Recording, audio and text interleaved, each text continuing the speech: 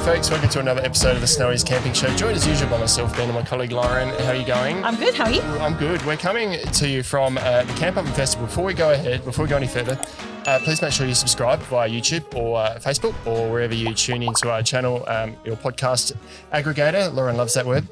Now, we are at the Australian Camp Oven Festival today, so different studio. It's been all decorated by our videographers. We did have some gum tree things here before, but they've gone, so they obviously didn't make the cut. But we've got some guests from the show who've been doing cooking here at the show. It's been a really wet show. I don't know if you can see in the background, we've got water everywhere, but we've got Mick Viller, Mick the Camp Oven Cook. How you going? And Ron from Kingbrown Camp Oven Kitchen. How are you, fellas? Yeah, we're good. Great to have you on board. We've been we almost missed out on having this interview because the rain cut us short yesterday. It poured down. Cam was cooking under this tent that we've got here. He didn't quite get things finished because the coals just cooled down too much in the rain. Then it rained again this morning. We're all swimming around in water here, and we've thankfully pulled you guys together at the last minute. Ronnie, you cancelled all your shows for us, I think. I cancelled the midday show. Yeah, I was quite happy to do that. It's a bit of a slosh bit over there. Luckily you cancelled one, and we said, right, there's an opportunity. Let's grab these two, because I've known Mick for, probably 5 to 10 years. Yeah, definitely. But this is the first time we've actually met in person, face to face. A bit hard when you live on the other side of Australia.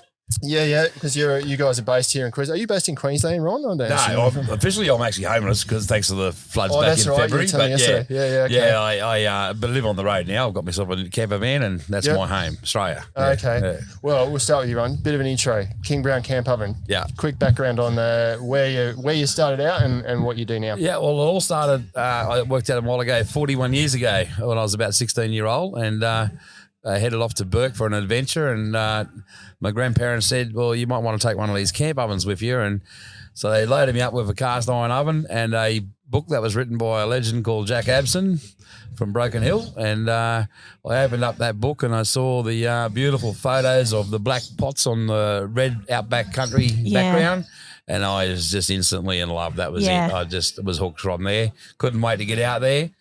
And so I spent the next 3 years burning everything on sight that I could find.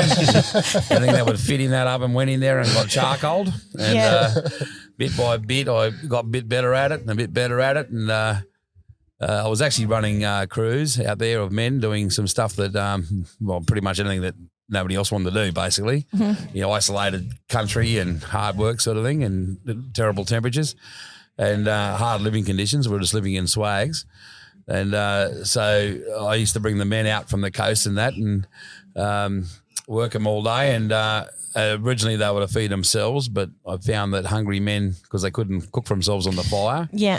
And they'd be cranky and tired and wouldn't work real hard. So by then I'd mastered the camp oven and thought to myself, well, if I feed them, at least they'll be healthy and they mightn't fight as often at night. And so I bought, and it was also an excuse for me to buy more camp ovens. So that was the main thing. So I ended up with a fleet of camp ovens and cooking for, a small crew to start with. It was 20 or 30 blokes and grew from there sort of thing. And then by the time I was 25, I was asked to do a catering event for 120 people for a friend's birthday party. So I did that. And, it was my first big event sort of thing. And from then on, I spent the next 25 years or so doing catering events for free for family and friends when called upon. Yeah. You're right. And I got pretty busy doing it too, and I was already working as well. I decided, bugger them, I'm going to start charging them. So I said, listen, I'm going to put a price on this, thinking that'll slow them down. I got busier. That's a good problem to have, right? I ended up full time at it. So so it took off on me. How were you into cooking at all before you got your first camp oven? Like as a kid, did food ever interest you? I had an interesting. I left home very young. I probably wasn't even 15 when I left home. I was pretty young. I looked at my own kids at the same age, and I went, "Oh my goodness, they're babies." Yeah, totally. I was out in the world at a very, very young age, and I thought I was a bit of a gourmet cook because I could fry up Devon and put it on toast, so that was about the extent of it. But I thought that was pretty flash, sometimes I melt cheese and everything on it. Really jazz it up. For sure. And the camp ovens, it started off with, my idea of gourmet cooking was mixing braised steak and onions with the curried sausages, Yeah, out of the tin. So for sure. Yes, For sure. combine. If you had 3 tins, you're in business. Like you can really get fancy with Whatever it. they eat in the end of the day. And then I think I still remember the first time I ever cooked meat in it. It was a lovely gentleman, Neville Simpson. He's actually 94-year-old, still going. Yeah, right. Outback legend. And I was staying on his property out there at Burke, and he said, Ronnie, he said, he gave me some meat because they were doing some killers on the property, and he gave me a leg of lamb. And I said, how do I cook that, Nev? And he said, well, mate, just put it in your camp oven and put some salt and pepper on it and put in a cup of tea, like a teacup size bit of water. Yeah. Put the lid on and cook it. And I said, so I did that. And it came out beautiful. Absolutely perfect. Yeah, And, right. Yeah, simple as. I still do it now and again, just that way. Yeah, right. And the second recipe he told me was, he said, you think that's good? He said, try this. And he gave me a bag of neck chops. Well, lamb neck chops. Yeah. And so I put that in. He said, just chop up some vegetables and throw in it. Doesn't matter what you got, throw in it. So I had water, neck chops, some spuds, some carrots and some onion, and that was about it. Awesome. Unbelievable. And I'll tell you what, as simple as it is, I still make that one type of stew every year for myself. Right. Yeah. Because it's, when you eat it, you can feel it doing you good. Yeah, yeah. It's that sort of food. It's so healthy. You know? Hearty It's- food, Love that food. yeah, so that was sort of the first 2 things I really cooked. And then, of course, I was trying to learn burn. Burn's probably a better word than learn. Trying to cook damper. And it took me years and years, and I was burning the hell out of them, and absolutely terrible. And a mate of mine was a shearer's cook for most of his life, and I was talking to him about it one day, and he sort of gave me a few pointers and a bit of a recipe guide, and off I went. And I just got better and better at it. And and then I figured out I was using the wrong camp oven for it. You know, I was using a little tiny one. I should have been using a bigger one. So you bought a 140 kilo camp oven to compensate? Is yeah, that, well, is that how it works? that's size matters in What's the the camp diameter oven of that? world. It's massive. Like this table would collapse under the weight of it. Absolutely, yeah. It's I couldn't resist it. I mean, I had to have one. Yeah. Is it just for the look? Yeah, well, it's the boasting rights. You know, it's a lot of that. I mean, there's a lot of effort to bring that thing up here. It weighs the lid weighs 40 kilos. Yeah, right. The base weighs 90 kilos. So, and I don't know what it would weigh full. It would be probably 250 kilos, I guess. Maybe 300 kilos full, I guess. Yeah. So now it's Kingbrown Camp Oven Kitchen, and you travel around to shows like the Yeah, Camp well, Oven I did Festival with years here and years of the catering, and it sort of took over everything I was doing. And then I started to do a couple of shows. I actually went and helped Mick out early days, and Definitely did. and did a couple of shows with him, and he was a bit short staffed, and then was just poking around doing my own thing, and people kept ringing me up and saying, "Will you come and do this? Will you come and do that?" So I did. My main goal was to cook at the radios. That's what I really loved doing. Was just setting up at I did the Mount Isa. I've done Warwick Radio, and I loved that, and I just wanted to do that. That's all I really wanted to do was just big events like that. And set up and cook lots and lots and lots and lots and lots of meat, you know. Yeah. And beef and gravy rolls out of the camp oven. No, stop it. So good. Yeah. And Yum. And I love the atmosphere, and the people love it too. You know, the food love it. The people love that sort of food. And it's a good option in an event like that. You go to events like that, they got, I'm not bagging. I love a Dagwood dog, but you can't live on them. You know, you can't. And, and you don't get a lot of choice at those places. And like Mount Isa, we had all of the athletes there. Like they had the bull riding team from America. They were eating at my camp every night because the food was so healthy. You know, they'd come and this is awesome. You know, there was nothing else there healthy enough to eat. Yeah. And I would have loved to have just kept doing that. But then, of course, COVID hit, knocked the wind out of everything, and you sort of lose momentum. I had that business up and running and rolling, and staff and all the rest of it. And then you just lose momentum because everything shut down. And but my show circuit kept going with the demonstration cooking. And at the end of the day, I'm just doing it on my own. I'm thinking to myself, you know what? This is actually pretty easy just working on my own and not having such a top-heavy business with staff and, and you got to look after them. You know, when you got them, you're responsible for them. So I just went, you know what? I don't think I'll kickstart it again. I just might keep poking along on my own. Awesome. See what happens. Doing me little demonstrations and having a good time and traveling with my camp ovens. That's great. Well, your demos have been going off. You've had a very packed mini grandstand over there, which I don't know if anyone can see in the background. The grandstands in the camp back there is for Kingbrown. Yeah. You can't see his camp oven here, but it's massive. It's massive. And you had us sold a cappuccino scones, but we didn't try it. We didn't get to try one. Next time. Next time. Now, Mick, you probably know Ronnie's background already because you guys have known each other for quite a while. But I know you originally from Cast Iron Boys. That's the one, I've still got a cookbook tucked in my Engel fridge pocket that I take with me everywhere. I'd like to think I cook more things in it, but the kids don't like anything mildly spicy or with any flavour in it. Yeah. So I keep saying bad things about my family on the podcast, don't I? But you've gone out by yourself. Now, you still see the boys. I see Nick from the Cast Iron Boys. Yeah, Nick come along to the festival. He spent a bit of time helping out Ronnie all weekend. He's been helping me. Great. Okay. You know, but he's been enjoying himself. But now you're Mick, the Cast Iron Cook. So you've got your own website. You've got an ebook to download. And yep, definitely do. I have all that sort of stuff. And bit of your background, just quickly. Well, my background's all about trying to educate people in camp oven cooking. That's how I started. I started originally to compete at the Camp Oven Festival, and Nick and I started filming in the backyard, practicing to enter the championship or the competition and stuff like that. But then we gave ourselves a name, and it went totally different direction. We've been coming to the show since 2014 to get involved in whatever way we can, and never competed except for the last couple of years. My son and I have done the Fisherman's Challenge on the Sunday. How'd you go today? Yeah, good. We actually come second out of 4 teams entering that one. So, well done. Yep, no, he was stoked with that. I just, been dad and helped out with the fire and things like that, and let him do all the cooking side of things because he's 11 years old. So he's getting into the whole cooking and that, So we just got a bit of a transaction going on here. The shop's over there running itself. Yeah. Just proof that we're not scripted on this podcast, and we welcome people handing me money in the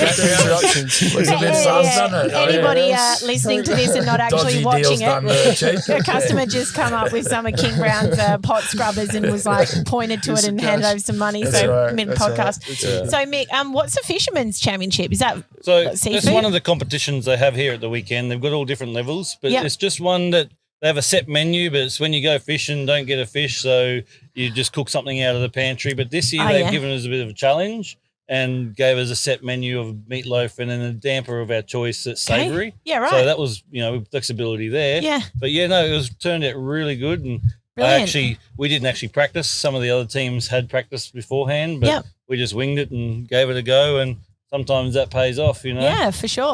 Because you're maybe not overthinking it as much, you're just getting it done. Yeah, just had a go at it and see how we went. So what about your life sort of pre-2014? How did you first get into being interested in campfire cooking? So back in 2011, Nick and I actually went to a mate's 21st in a banana farm in Billynudgel. Yep. And the dad, there was like 60 of us there, but his dad had tons of camp ovens out and cooked all these roasts and things like that. And this is back, a while ago now. And I loved it. I hung around with him and everything like that. And then we went back after that and I bought myself a camp oven from Super Cheap of all places. Yeah, right. And, went to my mum's farm out here at Millmerran and with Nick and practiced and thought we'd, get ready to enter this. So awesome. Before that, but then there was no information on the internet back then either. So I was looking, a lot of it was American. So I started joining American Facebook groups and websites and forums and everything like that. Yep. And a lot of the old timers like Jack Absalom aren't around as active as anymore. Yeah. So that's why we started doing the education thing. And that's where it took off more. Because I guess a lot of that knowledge is also passed down through generations and by word of mouth. And these days we're spread out so much further and we get our information from the internet. We don't really sit around and talk much and do that sharing of skills like we used to, right? Yeah, and I've definitely learned a lot more in the recent years since, than when I first started. Yeah. Because when I first started, there was everybody's telling you to use a trivet or do this or do that, and you're trying to educate people with what you're learning off other people. Yeah. And then, but I've learned a lot more since knowing people like, Ron or Ranger Nick and that. And there is a difference between a lot of search results you'll get from Google come from American style of Dutch oven cooking, Yeah. and they don't relate to what we do over here. They are different. Okay. And often I'll be on a forum somewhere on Facebook or whatever, and I'll say, "Oh, this is the answer to that," and someone will correct me and say, "Oh no, but I've Googled it, and this is what Google said." And it's from the American side. And I say, no, that's American. When Google wants to know about camp ovens, Google asks me. So like, and the Dutch ovens are the cast iron pots that sort of more intended to go in your gas oven at home, right? Like those. Well, that's in Australia. A Dutch oven is exactly that. It is an oven that has a lid that has no way of holding coals. It's completely domed. Yeah. But in America, any oven made of cast iron is a Dutch oven. So yeah, we just have our own version of a Dutch oven. Over there, they call everything a Dutch oven. There's no such thing as a camp oven. Okay, so when we talk camp ovens, we've got some in front of us here. It's a camp oven. Then, from your definition, has to have a lid that can retain two coals. things. It must be made from cast, and it must have a cast iron or a cast aluminium, and it must have a lip or a rim or a divot on the lid to hold coals. Okay, that's a good segue into our next question. When you talk about cast, if we bring up what's the best, and I feel like if I bring Spun steel into the conversation, I'm going to hit it there. But we thought this question is because your cast iron, your camp ovens are cast aluminium. Yeah. Well, which I personally had never heard of that before. No, nor had I. Yours are the first ones I've heard of. It's like not that. a new thing. It's been around for a while. But at Snowy's, we sell what most people have is a cast iron camp oven. Yeah. But then we also call a Spun steel one. There's camp oven, but I feel like there's a spun steel camp oven that's in the shape of that's called a Baduri, named after a Baduri station, and it's a particular shape around that. In the camp oven collecting world, that particular oven has street cred because it was invented over 100 years ago, and it was served a purpose. It was a lightweight camp oven to be carted on a pack horse that wouldn't break when dropped and stuff like that. So the origin story is valid. It's the origin of that particular style. And what was picked up by a man named Simpson, who was a very, very clever man in his day, and he ended up having a company that lasted up until fairly recently, this company had endured. You might even remember seeing your grandmother's fridge might have had Simpson on it, for instance. Yeah. Well, originally the origins of that particular company go back to making Baduri camp ovens back before the First World War. Yeah, right. Yeah, okay. absolutely. Didn't And he know also that. made some other tinware. He made different types of tinware. He made a full kitchen pack.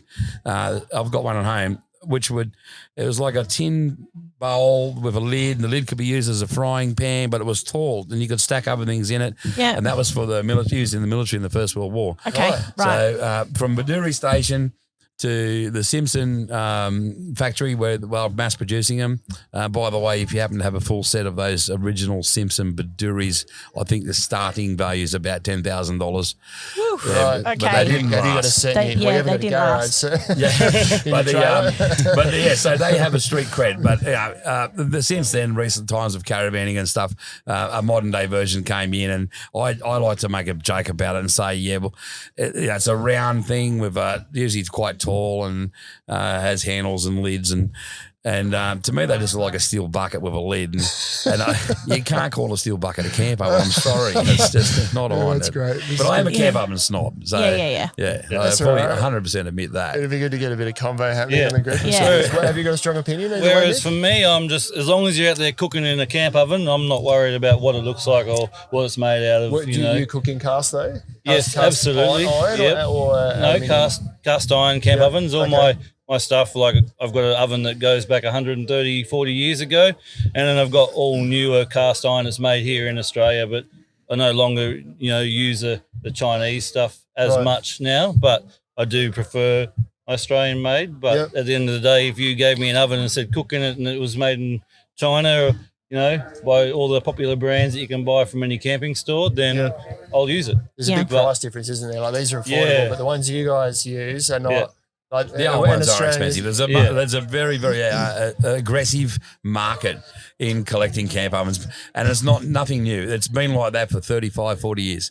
Yeah, I used to go to auctions to buy camp ovens, big old camp ovens, 35 years ago, and they were going for more than a week's wages. Yeah, right. And they literally drag them out of chook pens where they've been used as watering bowls and Do things they like cook that. in them, or is it just a display in the shed? No, most collectors just put them on shelves and lock them up in sheds and put padlocks on so no one can see. They're a strange lot. I know a lot of them, most of them. To be fair, most people probably aren't going to break into a shed and go, I'll take it that happens. $10,000. I'll take that 150 kilo happens. camp oven. I know people have had their sheds broken Gee in, whiz. and one oven will be missing. Yeah, That right. one. Okay. Somebody needed that one, and they'll take Okay. it. It's absolutely amazing. And these guys, they spend their lives chasing and small fortunes chasing these camp ovens. Wow. Yeah. So the Aussie-made ones, is that, I know... Can we just go back, because we didn't talk much about cast aluminium that's a versus good cast question. iron. So before we move on, Yeah. Well, you've got what the are the three. You've got your yeah. spun steel, you've got Yeah. your cast iron, you've got your cast aluminium. Okay. Okay, so cast iron, the traditional one, it's pretty easy to manage usually. You can bake in it, cook in it, stew in it. You can do that the same with all three of them. The difference with the spun steel is they're very, very finicky.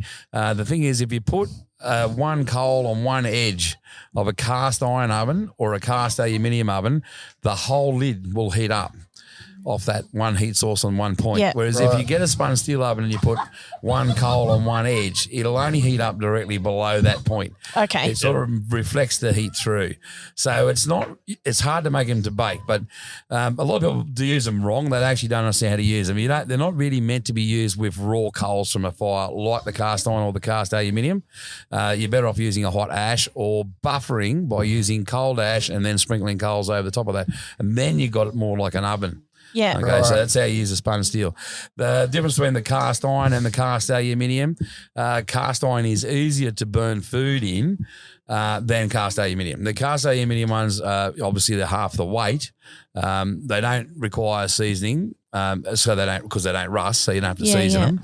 So they're very low maintenance. They're not as brittle. They don't break as easy, and they're actually a bit more user friendly, especially for beginners, because it's hard to burn the food in them because they're more efficient at moving heat. Okay. Cast iron is very efficient at storing heat, and if you put too much on a cast iron oven, it will attempt to store it and it will punish any food that's in it by burning it. Cast aluminium, if you put too much on it, it'll just move it out quicker and quicker. Right. So you can get them hot enough to burn food, but you've just got to work harder at it. So most people run their ovens too hot anyway and tend to burn the food. So they're a good starting point with the cast aluminium. It's a good selling point. And this is why I prefer them over the spun steel. I see beginners buying the spun steel. They don't know how to use them. They burn their food and they lose their confidence. They don't want to go camp oven cooking again. Okay. And whereas the aluminium ones, they have a great time because they don't burn their food and they get into the hobby. They like it. So your Kingbrown ones are cast. But mine are cast aluminium, yeah. You use cast. All yours are cast iron. Like I do have some cast aluminium ones of Kingbrown's. Yeah, I do. Yep, definitely do. When I go camping, I'm taking my cast iron too, don't worry. I leave my aluminium ones at home. I have a collection of old vintage Australian-made camp ovens, and that's my passion. I'll go cooking with them. I don't care about the weight. If I've got too much weight, I'll buy a bigger truck. Yeah. I'm not leaving any ovens at home. Right. So at the end of the day, though, I think, like you said, Mick, they all do the same thing. You've got to modify how you cook a little bit, but if you're out there doing it, then... People ask me that all the time too, and they say, these small camping store ones, they cook this as good a food as their 100-year-old ones and that. Yeah, well, they do, but I can do it easier. That's the thing. The older, bigger ovens, they're easier to operate. They're just really good to operate. So, and is that the quality of the cast? Yeah, the heavier ones like the Harding, for instance, were made in Ballarat and Victoria up until the year 2000 was the end of that foundry. Once they come up, they run on crumbs of ash and coal, and once they get to the speed and heat, they'll just sit there. They don't make any sudden changes in heat. They take a long time to cool down. They take a while to heat up, but you can just sit there. Once they get up the temperature run, they'll just run all day on it like beautifully, Whereas the other ones, you've got to keep an eye on these things and monitor and make sure you're not getting too hot. And, they're just easier to use. And people don't understand that. But the old vintage one, big, heavy old ovens, the bigger the oven, the easier to use. Yeah, right. It really is. Yeah. So, Mick, what size do you reckon would be the best camp oven size for people to start with? I always go for like the 9-quart when you're talking about the Chinese stuff, or the 12-inch camp oven when we relate to our terms. It can fit pretty much anything in it. Yep. Obviously, if you're just one person, you want to cook a roast, you might not need a bigger oven. But if you're cooking for a family, always cooking lots of food, definitely a 9-quart. Yep. And then you can always buy more ovens and add to your collection to do other things like your vegetables and things like that. But definitely you can do anything with a 9-quart. Whereas if you buy a 4-quart, you want to do a roast lamb, you can't really stick that in there. So, you can go either way with the. So those 2-quart and 4.5-quart camp ovens are quite small. What would you use them for? You can do vegetables and things like that. Okay. You can do sauces, gravies. There's a lot of different things you can put into those for sure. Yep. Okay. Yeah, it's been really popular at this show. Lots of people are looking for the little 2-quart ones. So I never thought much of using it. They can put them on their gas burners in the caravans too, with those little ones, and do a little stews if it's bad weather like we've been having. You can sit inside and do a little stew and because that's the thing with stews and things that require bottom heat. You can just put them on a gas burner and cook a stew. You don't need to have a fire and things like that to get that top heat to go down on top to to do the baking style of things. I know Zoe's camp chef used. I think he had 4 2-quart ovens going around. We had a bit of a laugh when he told us how many camp ovens he needed, and then I took some footage today of how many he ended up using. Going, I guess he was right then. How many do you have? Well, is this going to be a camp oven off now? How many have you got? How many have I got? I just want I think he had 12, but I don't know if he used all of them. He used at least 10. How many did you use? All of them? I'm not surprised. Yeah, he did. He used all of them. I am not surprised at all. It's amazing. I go to cook at a wedding. I use anywhere from 15 to 35 camp ovens at a time. Yeah. Well, Kieran and I, our videographer, were cleaning up after him. It's just like it's constant flow. Camp ovens were like, this one's still hot. I can't clean it yet. How many did you guys own? So you got what, 30 odd camp ovens? Oh, no. 60 or 70 or something like that. Yeah. Is this a competition? No, not at all. I'm not about a lot.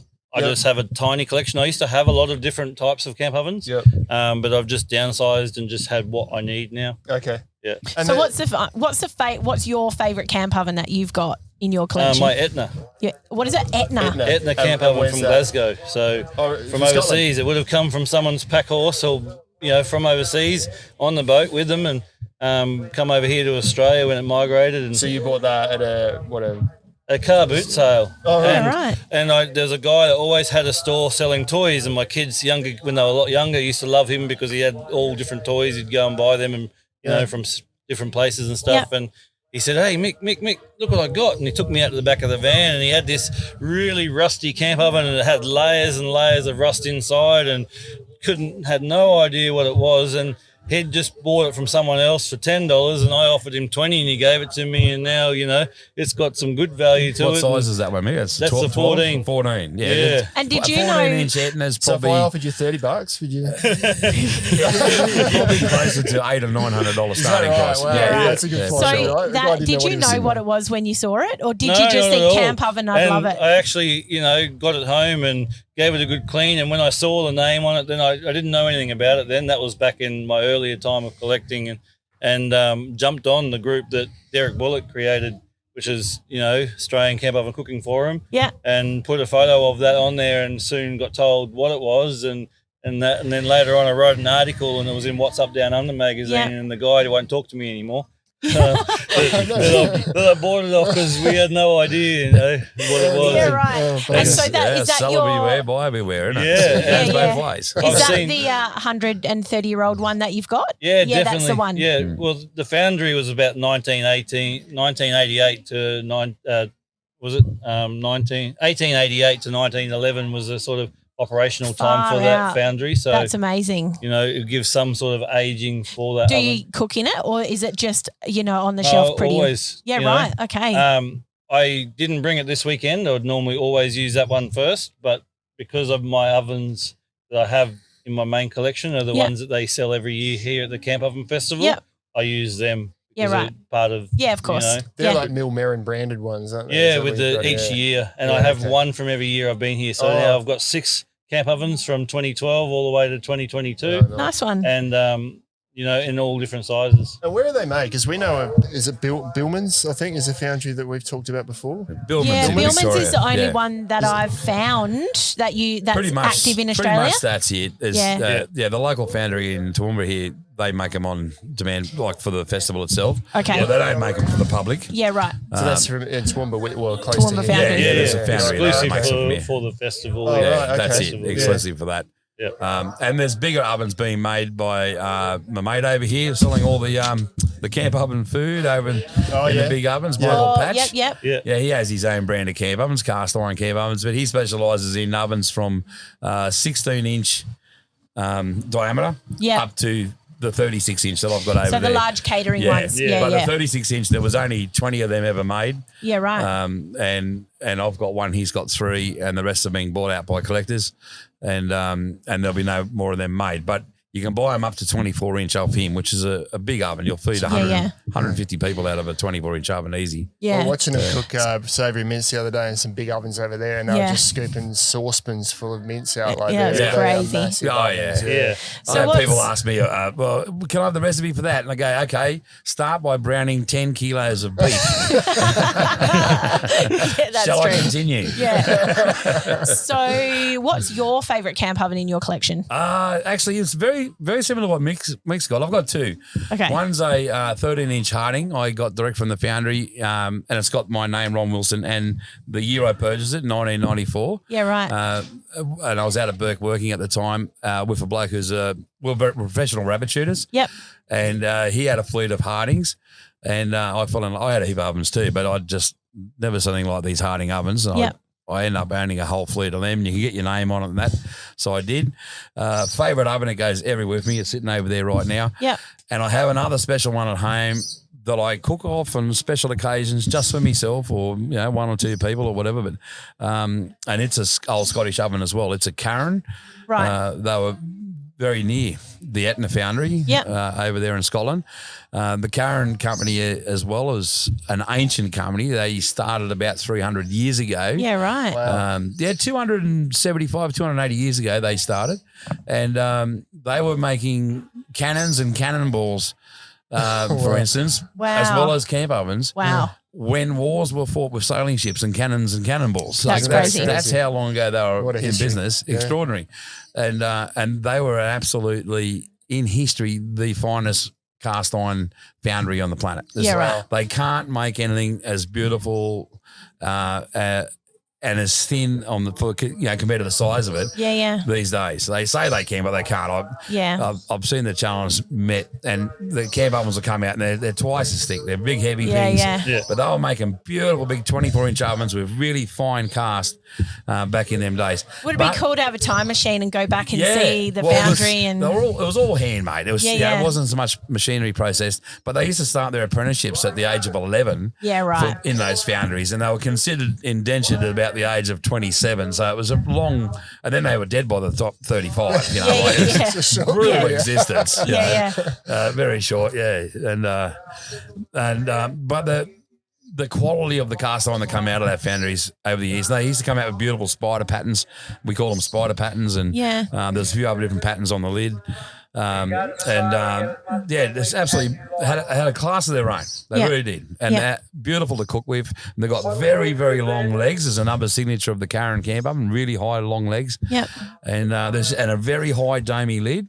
Which is important in a camp oven, and anyway, they're just a work of art. And for somebody like me or Mick, we really appreciate that. When you look at it, we go, "Oh, look at the long legs on that. It's so beautiful." Look at the right long legs and the right curves. I like the high dome of my Etna. That's why. Exactly. Etna's the same. It's got a really high dome lid, and it's nice and thin all the way around, very even. Really well cast. Does that have legs as well? And what the legs are just so you don't have to sit it right on the coals, right? It's a bit more radiant. Originally they were cooking in the herbstones in Scotland and in the fireplaces. They have a stone fireplace. So the legs would support the oven and they would have some coals under it. And because it wasn't squashing the coals, you could have airflow there. The coals would last longer. It's a nice, more even heat. And, so that's why they always had legs. And, of course, later on in the centuries when the fuel stoves, combustion stoves, gas stoves started hitting the houses, well, they all started cutting the legs off the ovens and so they could sit them on the hot plates. Yeah, of course, and, we call those ovens amputees, by the way. Do you really? Yeah, absolutely. Because I always thought the camp ovens with legs were the unusual ovens, but they're actually the original, the traditional. Traditional oven. They were. Actually, that's how they were made. Right. And part of the transport, I suppose. It's probably that's why. Thing. The other reason they got cut the legs off, they used to rub holes in the saddlebags bags on the legs is on the little ovens. They put them in the saddlebags. They wear holes. So they used to cut them off and hang the oven. Yeah, which ovens aren't really meant to be hung. They're meant to be stood on the ground. Yeah, right. Yeah. Okay. Now, we touched before on, Chinese versus Australian-made ovens. What exactly is it like, because when you think cast iron, I'm just like, all right, iron, it's hot, you pour it into a mold, whatever. So what is actually the difference between Chinese cast iron can you look at it? And Australian cast iron in terms of from the quality or the manufacturing process or the recipe? Like, what is it that is that difference there? They claim that there are differences in the recipe. I don't know about that. I mean, it's to me, look, they've been bringing the Chinese pretty much. I don't know whether they killed the cast iron industry in Australia or whether it was destined to doom and to die out anyway back in the 1960s. I mean, it's cheaper to bring things in than it is to make here in Australia. Yeah. And I think that's just progress. I don't think there's anything wrong with that. The Asian ovens, I've heard an interview with a man who owned a foundry in Western Australia, and he was making the E&G camp ovens. And he had massive orders going out regular every month back in the early 1960s. And then all of a sudden the phone stopped ringing and no one rang to order any camp ovens, and he was stacking them up and he's going, what's going on? So he rang around all of his suppliers and they said, oh, no, we're getting a shipment came in from Taiwan. We're using these Taiwans. They're really cheap. And 6 weeks later, his phone started ringing again and they're all, quick, we need more ovens because all the ones that came in from Taiwan, they put them on the hot Australian hardwood coals and they all exploded. Yeah, right. They were made for like having twigs under them and stuff over there, and they just couldn't stand the temperatures. They actually blew to pieces. Okay. Yeah, so, but yeah, obviously they upgraded and got better at it. So the camp ovens in Australia that come in from Asia, they've been coming here since the 1960s. Yeah. A lot of people think they're vintage. They're worth something because they've been in the country for so long. But I don't think there's a lot of difference in the iron. And that's one of the funny things is like Ron and I wrote an article a long time ago because everyone get in the group and they found this oven that was rusty and it looked cool and they put it on the group. How old's this? And then you go, it's made in China. Well, they were selling them on eBay as rusty gold. Remember that? It was going for a fortune. You could buy them brand new for half the price it sold for. Yeah, and the sellers who were selling them thought they were vintage because they didn't know how to identify whether it was old. Yeah. And they just found that it was rusty and right. It was definitely old. I mean, a Chinese Asian or an Asian camp oven can be 50, 60 year old. I mean, coming here for 50 or 60 years, Yeah. But from your opinion, like because, people talk about quality and stuff like that. I don't pay much I don't believe in that. I mean, some of our Australian foundries were pretty rough in what they were doing too, don't worry. I think the Chinese were better, with the quality in that. I think, and most reputable companies that are selling cast iron in Australia, they have their checks and balances, so you're getting a product. I mean, they're not going to be selling any old rubbish under their name. Their name's on that product. So, I got full faith in them. I never discourage anyone from going into a camping store and buying an Asian-made camp oven. Do it. Go and get one and take your family camping. That's have a go. And then later on, you might want to buy a different one and that like that. But back to that vintage thing, everyone would come along and some people paid like $300 or $400 for this oven that you could buy brand new for like $60. Yeah. And not knowing, and then they posted in my Facebook group. I've got a camp oven cooking community. Yeah. And you look at and you're like bursting their bubble because it's worth about $20. So paid $250 and it's worth $20. Ron and I took a heap of photos of all different vintage ovens and how to identify the key things that stand out between the Chinese made and the vintage and stuff for that reason, to help people not somebody used that article once to tell me I was wrong. Remember that?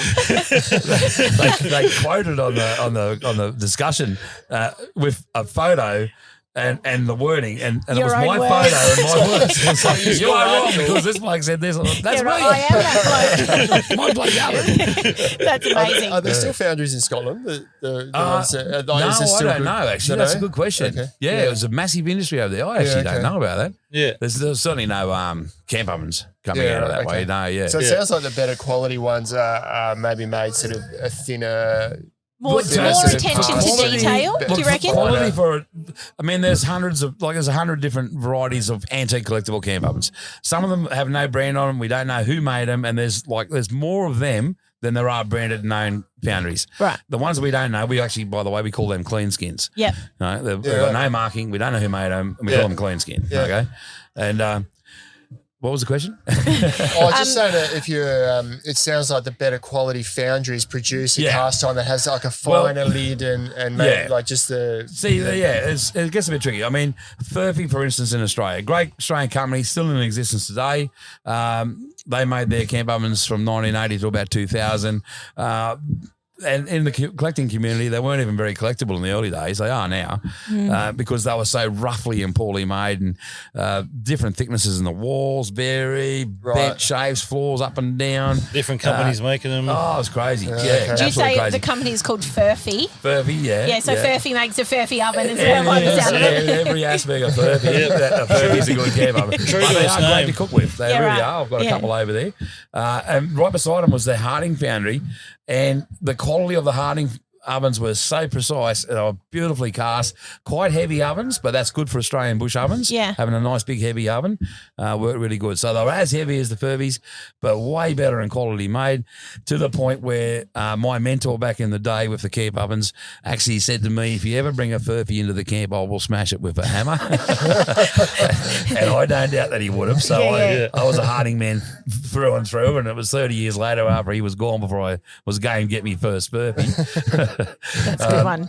Yeah, but they vary in quality. You know, the Karen, like we're saying, the really old Karens, they made very fine castings. The Metas in Australia, they made a very nicely cast, very thin walled oven. And then we have the Simpsons, the R.M. Williams, the even the Albions did class as a heavy walled oven. Carmichael. Carmichael's, they're rough. You know, rough as guts. Another one, badly made, rough guts. But they cook. Yeah. You know? Yeah, people find these old ovens. I reckon I've seen a video of yours a long time ago, Mick, where you had an old rusty camp oven and you put it in molasses or something. So if you find a rusty camp oven, people sort of think, oh, it's rusty, I better get a new one. But you can clean them up, can't you? There's different methods for different types of uses. Just like Ron will say, there's different ovens for different cooking and different heat control for different cooking and stuff like that. Same thing with cleaning it. If you've got an Asian oven, just get a wire brush and a grinder and give it a good clean up. If you've got a vintage oven that's got a lot of pitting and had a hard life in its life, definitely a really, gentle method of, electrolysis or molasses and let it do its thing without having to, because you can't get into a lot of the pitting and stuff in some of the ovens that you get that are. So are you talking about the submerging it in molasses? Sorry? Yeah, Mick literally put it in his bucket of molasses, didn't you? Just Diluted with water. Okay. Yeah. But like Ronnie was just going to say, I was just saying about the vintage ovens. They get in with the grinders and the wheels. We clean up the wire wheel.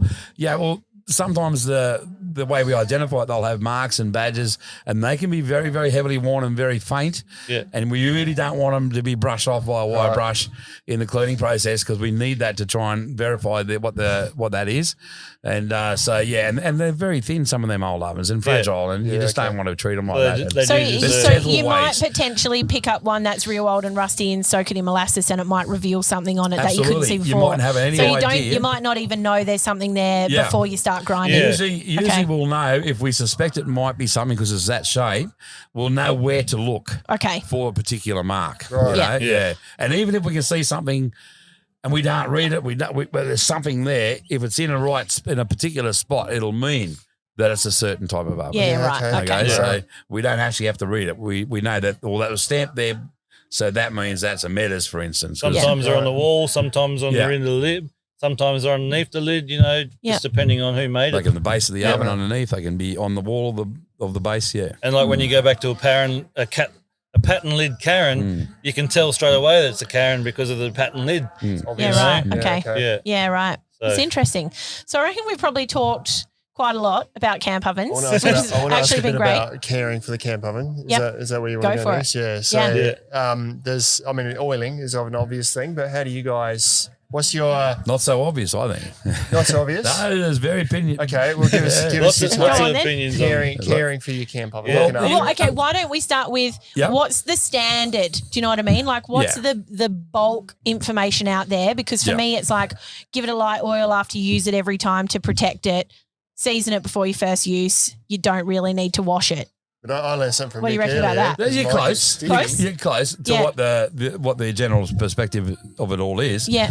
I didn't say you were right. No. Okay. I was All right, speaking to Mick earlier about I learned something today because I used a bit of olive oil, and he said, yeah, but that cannot get hot enough, and then it gets sticky and rancid. So quite often I've had stickiness inside my camp oven, and I realised it's maybe because I didn't get the oil hot enough. So I don't agree with that either, by the way. Oh, right. okay. Here we go. Here we go. Very Fight, controversial. fight. Here's the controversy we wanted. All right. Go. Get him some boxing gloves. How do you care for a camp Hang on, oven? Mick, you go first. You give us your care tip. Basic care Well, tips. for me, I just lightly oil it with a cooking oil, spray oil, and things like that. I don't get into the heat control of Like a vegetable oil, like a you smoke mean? point of the oven. I just use a cooking oil that's in my pantry at the time. Nice light, get it hot, get it past its smoking point. Do that a few times and use it. Yep. And So, how often would you clean it? Would you bother that every much? time you're cooking it, you give it a clean, and whether you use detergent or not, it's up to you.